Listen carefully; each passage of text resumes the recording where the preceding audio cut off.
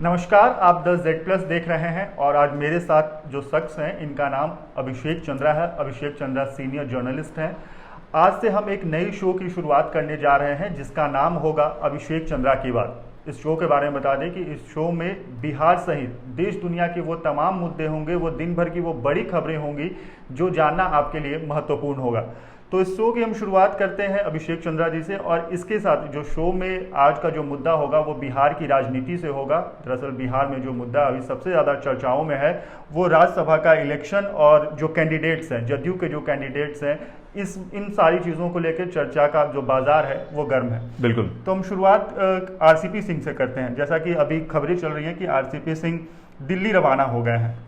सिद्धार्थ, सबसे पहले तो बहुत धन्यवाद आपका।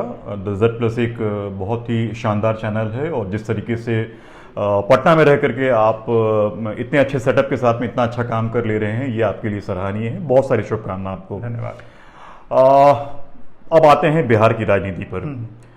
बिहार की राजनीति हमेशा से केंद्र में भी एक महत्वपूर्ण मुद्दा रही हुई है और आप जब दिल्ली जाते हैं या दिल्ली से नीचे भी साउथ की ओर जाते हैं तो Bihar is always a very very important, very prominent state for all political business.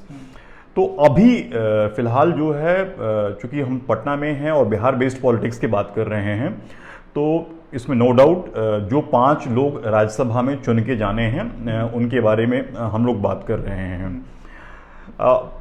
कुछ ऑब्वियस रीजन से आरसीपी सिंह, जो एक फॉर्मर आईएएस हैं, रेल मिनिस्ट्री में नीतीश कुमार के सहयोगी रहे थे, इनका नाम जो है बहुत ज़्यादा चर्चा में चल रहा था कि नीतीश कुमार जो है इनको ही ऑब्वियस रीजन से भेजेंगे। लेकिन जेड प्लस पहला चैनल है जो कि आधिकारिक तौर पे इस बात को कंफर्मेशन मोड में कंफर्म कर रहा है, खबर की पुष्टि कर रहा है कि आरसीपी सिंह का पत्ता जो है वो आधिकारिक तौर पे कट चुका है। तो इस चीज को भी हम ब्रेक कर रहे हैं कि आरसीपी सिंह जो है वो दिल्ली के लिए रवाना हो चुके हैं। आरसीपी को भी ये समझ में आ गया है कि नीतीश कुमार उनको अब आगे टिकट नहीं देने वाले हैं और उनको अब नीतीश से या फिर बिहार से भी बहुत ज़्यादा उम्मीद रख लेने की बात है। ये अब आरसीपी ने भी शायद फील कर लिया हो।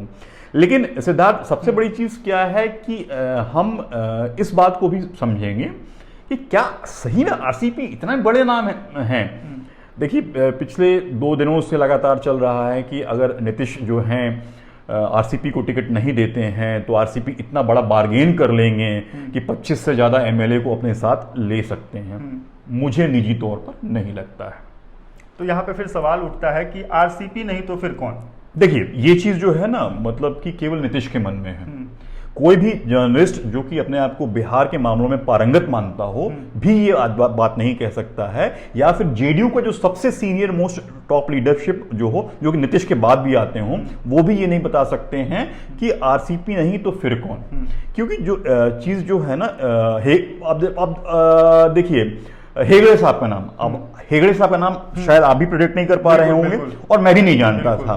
तो ये जो नाम जो है वो बिल्कुल अचानक से ही आ गया, ठीक है। तो इसी तरीके से जो आरसीपी नहीं तो ये कौन है, ये चीज़ जो है आज राज्यसभा में नॉमिनेशंस की शुरुआत हुई है।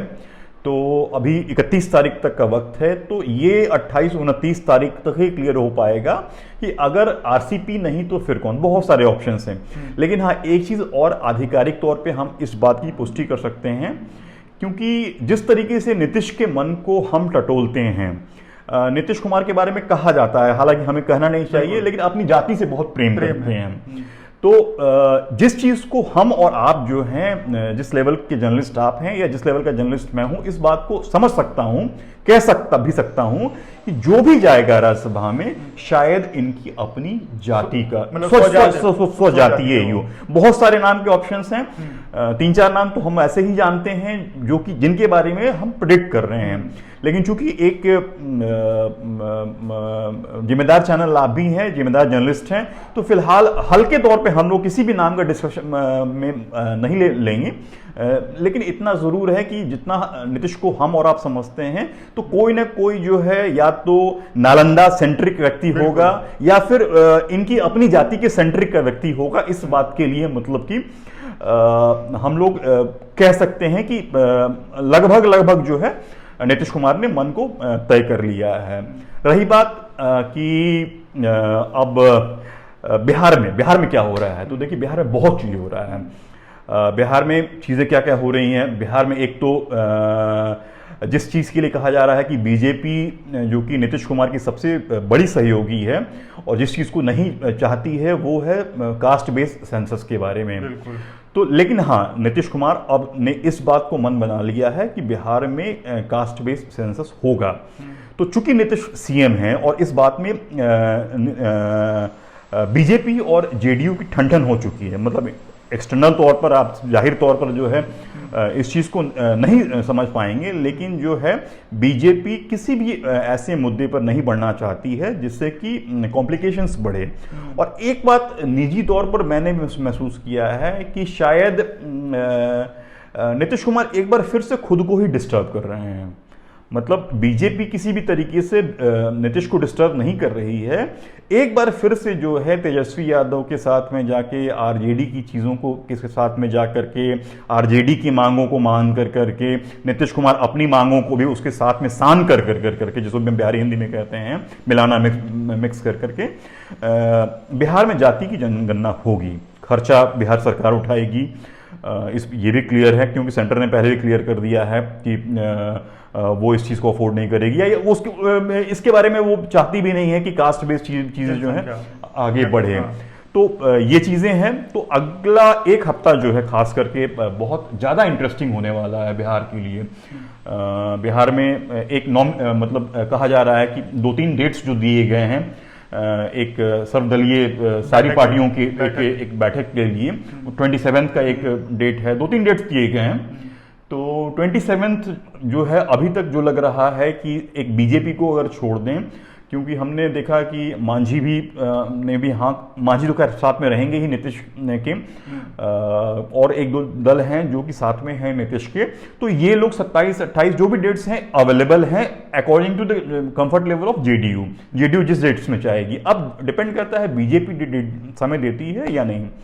अच्छा, अब रही बात बीजेपी खेमे की बात कर लें, तो बीजेपी खेमे में सुशील मोदी अब जो कि बिहार की पॉलिटिक्स में बहुत ज्यादा एक्टिव नहीं है, सुशील मोदी ही इकलौते बिहार में बीजेपी के नीतीश कुमार के सबसे बड़े समर्थक या सबसे अच्छे दोस्त माने जाते हैं। तो सुशील मोदी से अगर आप बात करें कभी तो वो मन ही मन आप उनका टटोल लेंगे कि वो चाहते हैं कि नीतीश जो चाहते हैं वही हो, ठीक है। तो अब हालांकि सुशील मोदी को भी बीजेपी ने बहुत साइड किया हुआ है, बहुत ज़्यादा बीजेपी भी इस बारे में क्लियर नहीं है।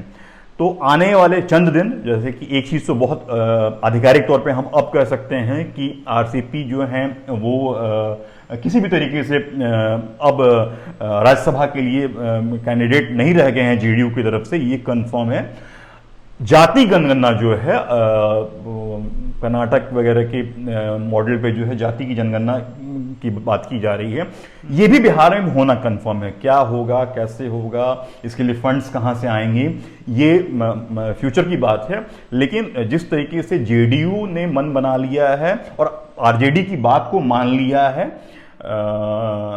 ये चीज है कि जाति तेजस्वी यादव के पटना लौटने का भी इंतजार हो रहा है। बिल्कुल खबरें चल रही हैं। तेजस्वी लंदन में थे और वहां पे इंडिया के बारे में एक समिट के बारे में थे। तो और मैं आपको अगर सही बात बताऊं तो जो जेडीयू की तरफ से डेट्स फ्लो किए गए हैं, ये उन डेट्स को दिमाग में रख के किया गया है कि तेजस्वी की पटना में उपलब्धता है या नहीं, तेजस्वी खुद अवेलेबल है या नहीं। क्योंकि एक्चुअली आरजेडी की तरफ से अगर कोई लीडर रिप्रेजेंट करेगा उस ऑल पार्टी मीट में तो वो तेजस्वी ही करेंगे। तो अंदर की बात जो है, जो जेड प्लस आपको बता रहा है कि तेजस्वी पटना में उपलब्ध हैं या नहीं, उन डेट्स को रख के पहला डेट जो दिया गया है ऑल पार्टी मीट के लिए वो 27 तारीख का दिया गया है। तो हालांकि तेजस्वी का भी अभी आना है, लालू की बात भी चल रही है, मीसा भारती का नॉमिनेशन भी है, और दूसरा भी आरजेडी के बारे में एक जो खबरें चल रही हैं, पूर्णिया से एक मुस्लिम लीडर हैं जो कि राज्यसभा की दूसरी सीट पर जाने की चांसेस बताए जा रहे हैं।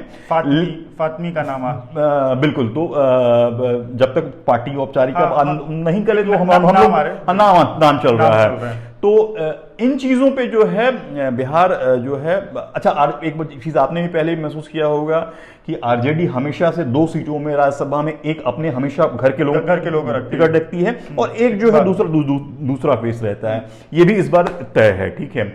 अब बाकी जो है आने वाले समय के गर्त में है, लेकिन इतना तय है। अच्छा, दूसरी चीज़ जो है एनालिटिकल तौर पे मैं आरसीपी के बारे में मतलब मेरी अपनी निजी फीलिंग है कि आरसीपी इतने भी बड़े व्यक्ति नहीं हैं जितना कि बिहार की मीडिया जो है उनको बड़ा बता रहा है। कुछ लोग ऐसा भी कह रहे हैं कि अगर आरसीपी को मना कर दिया गया तो 25 से ज्यादा एमएलए जो है उनके साथ चले जाएंगे। मुझे नहीं लगता। इस बात पे मैं भी आपके साथ सहमत हूं, क्योंकि वो ऐसे नेता नहीं है जिन्हें लोग जमीनी नेता माने। बिल्कुल, वो जमीन से उठ करके आए हो या ग्राउंड लेवल का उन्होंने चुनाव लड़ा हो, चुनाव जीत करके जनता का वोट लेकर के वो सदन में पहुंचे हो, ऐसे नेता नहीं है। बिल्कुल। अगर आप अभी मैं आपसे ऑफिशियली भी बात कर रहा था कि अगर हालांकि अभी वो पटना एयरपोर्ट पे फ्लाइट से टेक ऑफ किए हैं, लेकिन अगर आप नई दिल्ली रेलवे स्टेशन पे चले जाएं और वहां किसी से पूछ लें बिहार वाले प्लेटफॉर्म पे जो 16 नंबर की प्लेटफॉर्म है या वहां से ही किसी से पूछ दें तो शायद 10 लोग में 4 लोग नहीं बता पाए या 6 लोग नहीं बता पाए कि आरसीपी हैं कौन। तो नीतीश को हर कोई जानता है, तो इसलिए मुझे नहीं लगता कि आरसीपी इतने भी बड़े लीडर हैं कि आप कुछ एमएलए को अपने साथ ला पाएंगे, या फिर बीजेपी भी उनको भाव देगी या घास देगी, तवज्जो देगी, ऐसा मुझे भी नहीं लगता है। बाकी पॉलिटिकल बातें हैं, नेताओं के अंदर खाने की बातें हैं। हम और आप कोशिश करते रहेंगे कि इन बातों को आगे भी खुल करके सामने लेकर के आए। सिद्धार्थ, तो कुल मिलाकर के इस वीडियो में हमने जो बताने की कोशिश की कि अब आधिकारिक तौर पर यह मान लिया जाए कि आरसीपी सिंह का पत्ता जो है राज्यसभा के लिए ये हम खबर ब्रेक कर रहे हैं। दूसरी ये खबर है कि तेजस्वी यादव का इंतजार हो रहा है। नीतीश कुमार मीटिंग करेंगे, मीटिंग के बाद कास्ट सेंसस पर जो आगे की रणनीति होगी, जो प्लानिंग होगी, उस पर इम्प्लीमेंटेशन होंगे। और तीसरा ये भी है कि लालू यादव के बिहार आने का इंतजार किया जा रहा है। इसमें एक चीज चूंकि मैं चलते चलते ऐड कर देना चाहूंगा कि लालू जब भी कहीं भी रहते हो, चाहे दिल्ली में हो या रांची में हो, पटना में हो, तो वो उनके आसपास का जो रेडियस होता है ना, पॉलिटिकल रेडियस जिसको बोलते हैं, वो हमेशा एक्टिव हो जाता है। तो इस बात को भी आप समझेंगे कि लालू जहां रहते हैं, चाहे पटना में रहते हो, रांची में रहते हो, दिल्ली में रहते हो, उनके आसपास का जो पॉलिटिकल रेडियस है वो एक्टिव होता है। तो लालू का भी पटना आना अपने आप में कहीं ना कहीं आरजेडी जो है अगले 1 हफ्ते बिहार पॉलिटिकली बहुत एक्टिव रहने वाला है, इस बात का संकेत देता है। तो इस वीडियो के जरिए आपने ये समझा होगा कि हमारी ये शुरुआत है और पहला वीडियो जो हमारा था वो जो राज्यसभा इलेक्शन है इसे लेकर के हम लोगों ने एनालाइज किया, और ये एनालाइज जो है वो आरसीपी सिंह को लेकर के है। बिहार में आरजेडी की क्या भूमिका होगी आने वाले दिनों में, कास्ट सेंसस को लेकर के, इन तमाम मुद्दों पर हमारा ये वीडियो था। इससे रिलेटेड और इस तरह के और भी कंटेंट्स हम आपके लिए हर दिन लेकर के आते रहेंगे, इसलिए ज़रूरी होगा कि आप हमारे चैनल को सब्सक्राइब करें। वीडियो अगर फेसबुक पेज पर देख रहे हैं तो पेज को लाइक करें और फॉलो करें।